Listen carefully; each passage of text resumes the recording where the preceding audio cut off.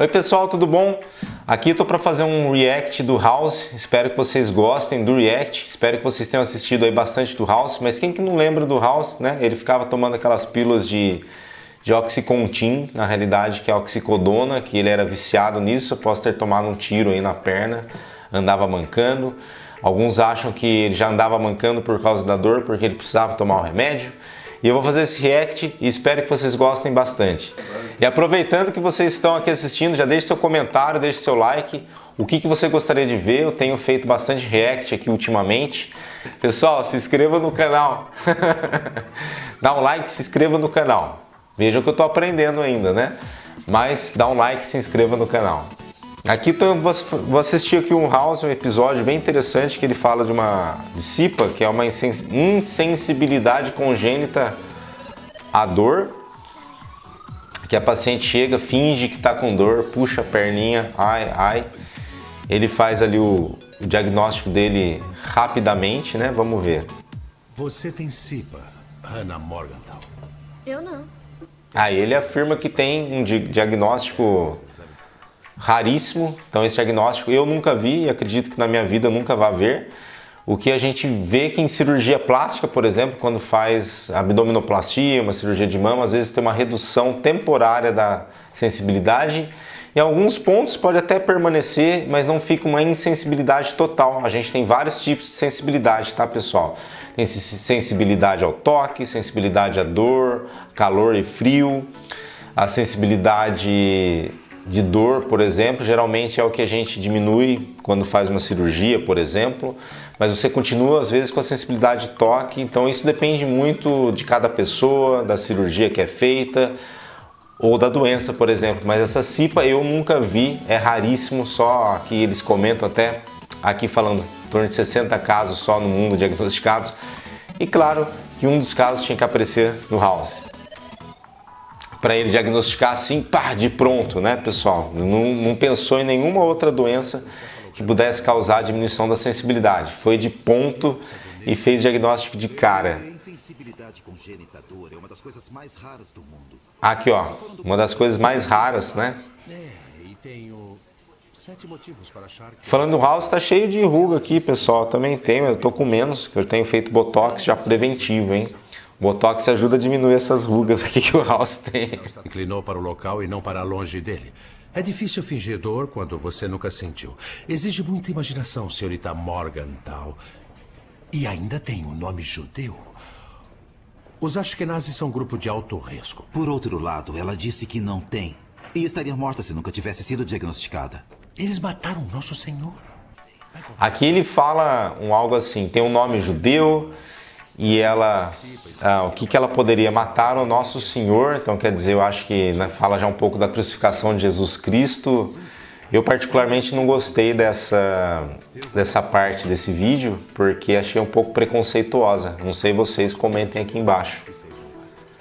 E aí que ele dá uma batida na perna dela para mostrar que ela não tem sensibilidade, que seria o último teste aí que ele fez para provar para o outro médico que está avaliando que ela não tem essa sensibilidade. Eu acho que eu nunca vi isso acontecer na vida real, a gente dá uma porrada assim para a paciente. Imagina se ele tivesse errado, ela ia ter morrido de dor e é bizarro. Pessoal, a gente não trata, ou os médicos hoje em dia não deveriam fazer isso, tá? Não tô com medo. Eu nunca tenho medo.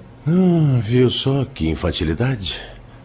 Você não sente dor, só sobra o prazer. Você não acha isso maravilhoso? Isso é um saco. Melhor do que estar com dor o tempo todo. Para a cadeira. Toda manhã eu preciso checar os olhos pra ver se não arranhei as córneas dormindo. Oh, meu Deus, para. Estou num mar de lágrimas. Eu não consigo chorar. E aí que eu tô na segunda parte do vídeo mostrando pra vocês que ele começa a competir com ela, quem que é mais sofrido, quem que é mais vítima. Então ela fala algo ali que ela não tem a sensibilidade, que ela tem que ficar checando por que ela tá sensível ou não. E ele vai retrucando, já tive isso, já tive aquilo, e já tomei um tiro, então parece que são duas crianças de 10 anos discutindo e conversando. Muito interessante, quero ouvir de vocês também o que vocês acham.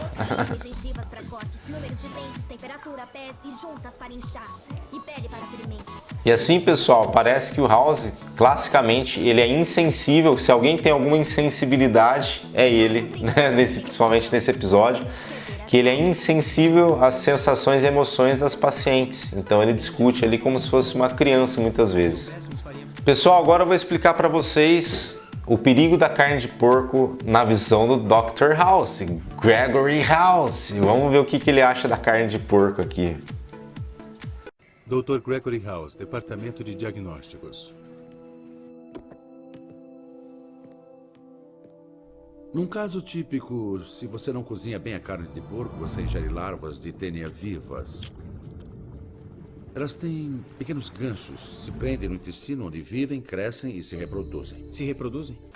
Então ele está falando do mecanismo da tênia, né? Como ela se multiplica ali dentro do intestino da pessoa após você comer uma carne de porco contaminada, tá, pessoal? Você só vai ter essa contaminação se for uma carne de porco mal cozida, tá? Então se for comer carne de porco, não tem problema se você cozinhar bem, fritar bem, bem fritinho, bem cozido, bem preparadinho, você não vai ter esse risco, porque você acaba ele matando, teoricamente, essa tênia. Pessoal, então você comeu uma carne de porco contaminada com porco contaminado pela tênia, certo? E aí você vai desenvolver a tênia no seu intestino, tá, pessoal? Então é uma forma intestinal, vamos dizer assim. Você vai ter aquela tênia, aquela lombriga comprida lá dentro do seu intestino. Agora ele fala dos ovos, que os ovos vão entrar que os ovos da tênia, então a tênia está dentro do seu intestino, ela produz ovos. Espera aí, vou até pausar aqui, pessoal, que essa informação está meio correta, meio errada. A tênia, você consome a carne de porco que está contaminada e você vai ter a tênia dentro do seu intestino, aquela lombrigão, que é uma tênia, tipo uma lombriga compridona, um pouco parecido uma lombriga, um pouco diferente, um pouco parecido, bem compridona, e ela vai fazendo os ovos ali, e esses ovos vão sendo eliminados nas fezes, pessoal, tá bom? Então, normalmente esses ovos são eliminados nas fezes.